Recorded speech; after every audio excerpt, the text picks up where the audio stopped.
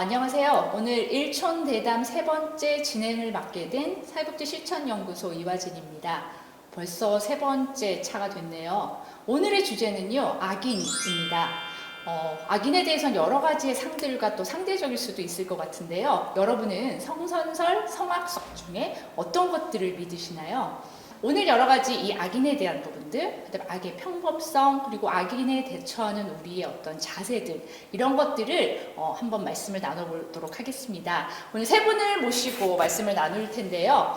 여기 왼쪽부터 차례대로 자신의 어떤 그 소개를 해주시면 되겠습니다. 한상진 님부터 해주세요. 안녕하세요.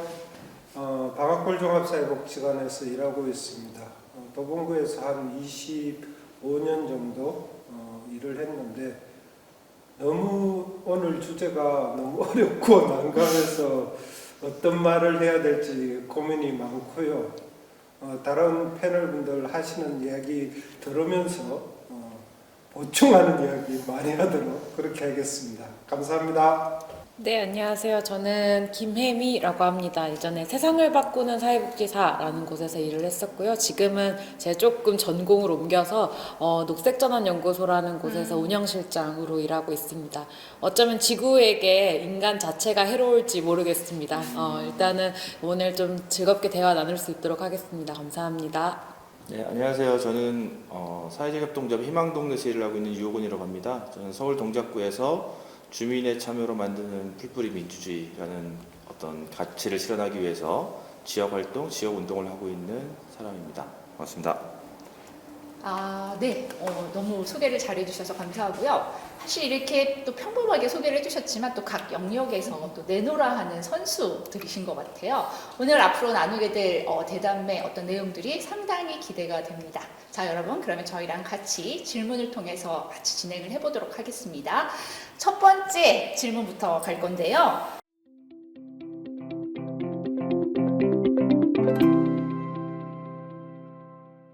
첫 번째 질문이요. 미리 보내드린 바와 같이 각 세대를 대표하여 생각했을 때 악인은 어떤 모습일까요? 라는 부분들. 사실 이 질문을 좀 어렵게 생각하시기도 하고 이 어려운 질문을 주다니 당신이 악인이다. 뭐 이렇게 얘기도 하셨는데요. 일단 소프트하게 혜미님부터 한번 얘기를 해주시겠어요?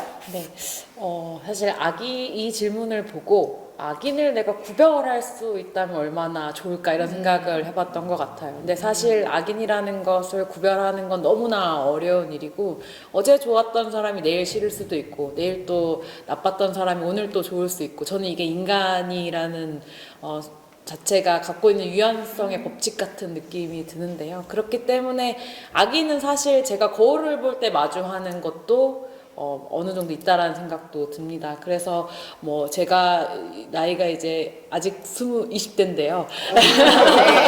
네, 아직 20대인데 네. 제가 뭐 30대가 되든 40대가 되든 50대가 되든 악인을 조금 더 구별할 수 있는 지혜가 생기긴 하겠지만 또 저라는 사람이 얼마나 더 좋은 사람이 되냐에 달려 있다라는 생각이 좀 이 질문을 받고 들었던 것 같습니다. 네. 혹시 이 얘기를 들으시고 또 여러 가지 공감과 끄덕임을 좀 있으셨을 것 같은데 유 국장님 어떠실까요?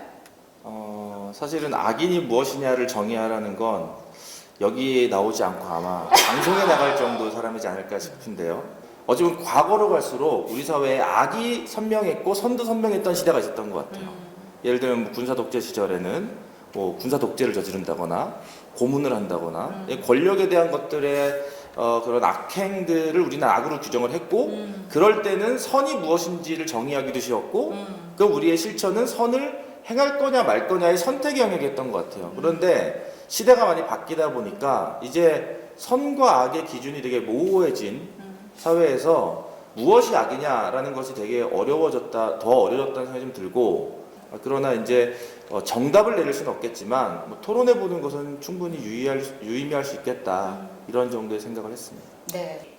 두 분 말씀 충분히 공감이 되고요. 사실 악인 뭐 이렇게 표현하면은 어감상 너무 거세고 이래서 뭔가 좀 내가 말하기 힘들 것 같은 뭐 이런 주제인 것 같은데 사실 사전적 의미로 바꿔보면은 나쁜 마음, 나쁜 생각, 나쁜 사람 정도의 기준점인 것 같아요. 그러면은 악인전이나 뭐 나쁜 사람들 뭐 이런 영화들도 있었던 것 같은데 이미 우리가 사는 이 시대에 수많은 나쁜 것들하고 밀접하게 연관성 있게 우리가 살고 있는 것 같다는 생각을 많이 하게 되고요.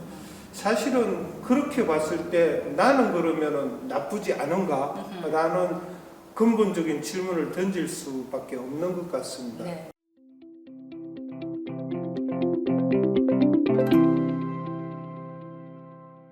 살아오면서 경험한 가장 나쁜 놈의 사례는 무엇인가요? 라는 부분인데 저도 이렇게 떠오르는 나쁜 놈과 이어가 있는 것 같은데요.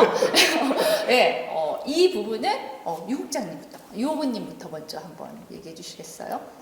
정가요? 이런 질문을 먼저 던지는. 기본적으로 이제 이런 질문이 사악하긴 한데. 네, 저 오늘 사악하다는 얘기를 근데 들었습니다. 뭐 악인이라고까지 못하겠고요. 네. 그래서 앞에 말씀드린 것처럼 근데 제 20대를 관통했던 악인은 어쨌건 권력형 독재자들. 그래서 권력을 가지고 일반 시민들을 억압했던 사람들. 예를 들면 뭐 박정희, 전두환 같은 이런 사람들은 저에게는 악인이었던 거죠. 뭐 그런 약간 옛날 정치인들을 빼고는 저에게는 악인은 잘 떠오르지 않더라고요. 전두환 뭐 이런 분들이 어떤 분에게는 또 악인이 아닌 그렇죠. 분으로도 이렇게 상대적인 개념이 될 수 있을 것 같은데요. 혹시 그런 부분에 대해서는 어떻게 생각하세요? 제가 이제 요즘에 좀 많이 게을러져서 좀 하루에 좀 책이라도 좀 읽어보자 이런 생각으로 이제 한 챕터씩 읽고 있는데 오늘 마침 한 문구를 발견을 했어요. 그게 뭐냐면 기본적 귀인 오류? 그러니까 심리학적 용어인데 예를 들면 버스에 이렇게 내가 서 있는데 누가 나를 치고 지나가요. 그럼 저 되게 싸가지 없네 이렇게 되잖아요. 그러니까 내가 치고 지나가면 나 빨리 내려야 됐어. 그리고 내가 차가 휩쓸렸잖아. 운전사가 잘못한 거지 이렇게 되는 것 같아요. 말씀하신 것처럼 전두환도 가족에겐 좋은 사람이겠죠.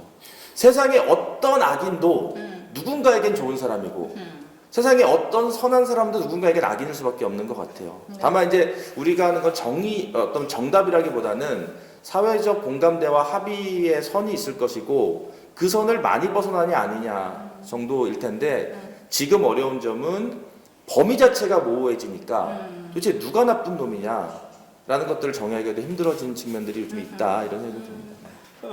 하여튼 뭐 말씀하셨던 그런 악인들 뭐 저도 충분히 공감이 되고요.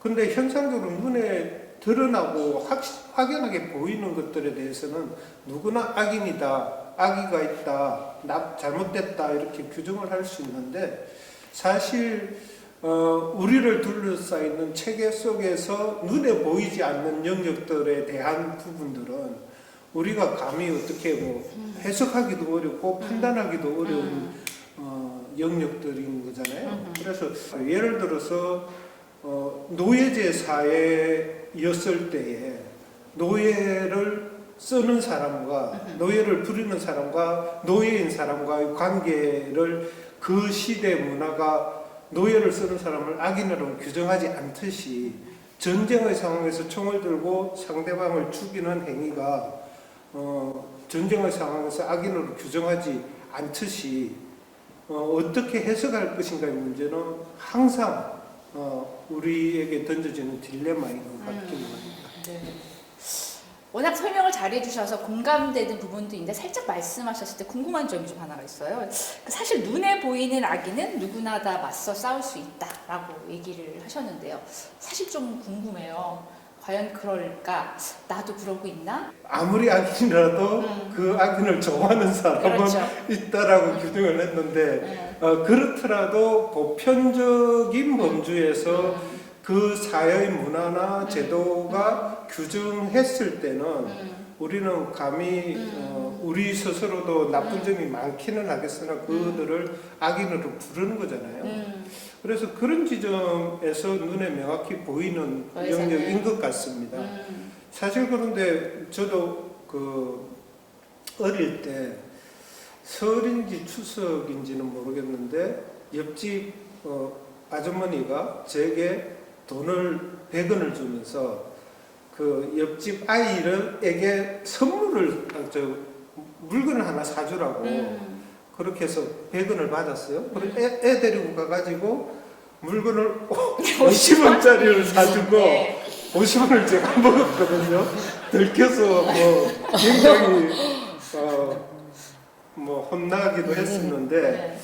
그 상태에서 나의 행위는 악이 분명한데 그것을 어떻게 해석해야지? 이런 물음표가 자꾸 던져지긴 하더라고요. 그래도 뭐 50% 이상은 넘게 사주셨네요. 그래도 좀 반쯤의 악인이신가? 네, 이 부분 관련해서 이제 마지막으로 혜미님이 남긴 했는데 이제 나쁜 놈의 사례를 얘기해 주시면서 좀 자연스럽게 이 부분도 좀 같이 얘기해 주시죠. 20대 여성으로서 내가 지금까지 살아오면서 만났던 나쁜 놈은 사실 제가 대학 다닐 때 딱 그 미투 운동이 있었던 시기였고 제가 그때 당시에 대학원에서 신문사 편집장을 하고 있었어요. 그래서 거의 매일 눈을 뜨면 다양한 학과에서 다양한 피해자들이 자신의 피해를 호소하는 글들을 저한테 보내왔습니다. 그래서 매일 눈을 뜨면 그런 이제 뭐 오늘은 일본어학과, 내일은 사회복지학과, 모레는 뭐 어디 이공대 뭐 이런 이제 민주화 세대도 이 성범죄에서는 자유롭지 못했다라는 점이 저는 또 굉장히 크게 사회적인 함의를 주는 부분이라는 생각도 듭니다. 민주화 세대가 정치적으로는 진보화되어 있지만 또 경제적으로 보수화된 상태에서 사회적 불평등을 어떻게 고착화시키고 있는가 이런 부분에 있어서 우리가 나쁜 놈이라고 그냥 이야기하지만 실제로 사회를 더 나빠지게 만드는 역할들을 어떤 사람들이 하고 있는지에 대해서 좀 우리가 되돌아볼 필요가 있지 않을까라는 생각으로 좀 이 질문을 마주했던 것 같아요. 네. 네. 그래서 한 사람을 절대적 악인, 선인 이렇게 구분할 수는 없는 얘기들을 또 해주셨던 것 같아요.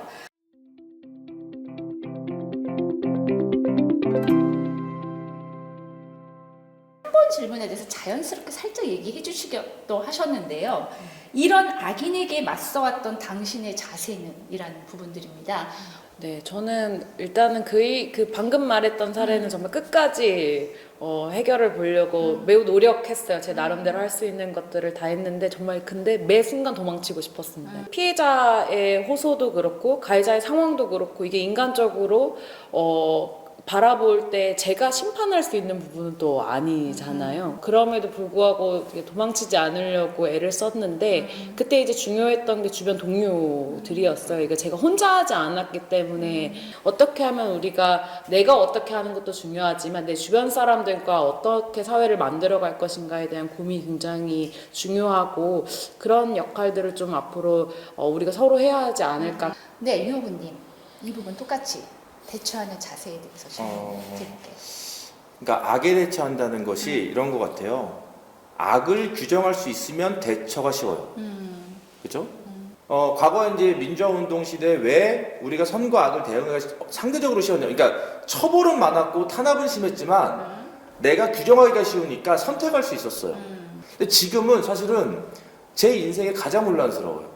왜냐하면 무엇이 옳다라고 할 수가 없는 시대가 돼버렸고 예를 들어서 지금 말씀하신 분들의 다 기준이 다를 거란 말입니다. 잘못된 것들은 처벌하는 게 맞으나 한편으로는 어떤 생각이 드냐면 과거의 일을 현재의 기준으로 단죄하는 것은 그것 역시도 문화적 어떤 그 충돌이 있을 수밖에 없다. 그러니까 그것이 옳았다가 아니라 그때는 그때의 기준으로 지금은 지금의 기준으로 봐주면서의 소통이 필요한데 사실은 이것이 과거의 일을 현재 기준으로 해버리니까 굉장히 좀 혼란이 좀 있었던 것 같아요. 이것이 무엇이 옳다 그러다가 아니라 진짜 좀 진지한 토론이 필요하다. 그러니까 여기서는 사실 오히려 옳았다 글렀다가 아니라 좀 더 많은 토론이 필요한데 여기서 선과 악으로 가버리니까 그냥 단절이 되는 느낌이 있어서 그런 것들은 좀 아쉽다는 생각이 좀 들었어요. 네네. 성선설, 성악설 딱 규정해서 악인이야 선인이야 나누는 이분법적 그 사고는 아니었던 것 같고요. 그래서 이제 세대 교차의 관점에서 다양한 세대 연령의 분들을 모셔서 얘기를 하고 있는 것 같습니다. 노예제도 아까 얘기하셨던 것처럼 또 비슷한 맥락인데 남으셨어요. 한상진님. 이 부분에 대해서 앞에 두 분이 얘기하셨던 것과 아울러서 둘 다 공감이 되니까 환희정신. 네, 이 경지에 오르시면 그런 포용의 관점이 생깁니다. 네. 그렇지는 않고요. 좀 그렇기 때문에 근본적인 질문을 스스로에게 던질 수밖에 없다. 내가 나쁜 사람인가 악의를 가지고 있느냐의 문제도 나로부터 출발했을 때 조금의 변화가 더디더라도 근본적인 변화를 만들 수 있는 토대가 되지 않을까. 아까 또 연대 말씀을 해주셨는데 나쁜 생각이나 나쁜 마음에서 벗어나는 방법 중에 함께 하는 것이 가장 큰 방법이라고들 하더라고요. 그러니까 연대의 힘이 소중함을 알고 나 혼자 해결하는 것이 아니라 나의 해방도 연대의 힘으로 같이 해방감을 만끽해 보는 이런 분위기를 우리가 만들어내면은 좀 되지 않을까? 뭐 이런 생각이 좀 들긴 하는데요. 아, 네. 그러시군요. 조금 다른 거 좀 하나 더 얘기하고 싶은데 어떤 게 있냐면 지금 댓글 문화를 보면 이게 문제인 것 같아요. 이미 가치관은 다양해졌는데 댓글은 선과 악으로 싸워요. 그러니까 소통이 단절돼요. 그러니까 저도 제일 답답한 것 중에 하나가 내 말이 옳으니까 동의해. 근데 상대방은 아니야 내 말이 옳으니까 네가 동의해. 그러다가 대화는 이제 단절되고 끝이에요. 거기서 사회는 다원화가 됐는데 오히려 소통은 더 선과 악을 하고 있다. 저는 이 문제가 우리 시대가 풀어야 될 큰 문제 중에 하나인데 잘 풀리진 않을 것 같다. 그런 생각이 좀 듭니다. 우리 벌써 세 번째 질문까지 다 얘기가 됐고 네 번째 질문으로 들어가게 되겠습니다. 살면서 경험했던 나의 악의 평범성은 악의 평범성 다 미리 말씀을 드렸지만 누구나 다 악인이 될 수 있다라는 어떤 부분인데요. 이 부분에 대해서 좀 어떻게 생각하시는지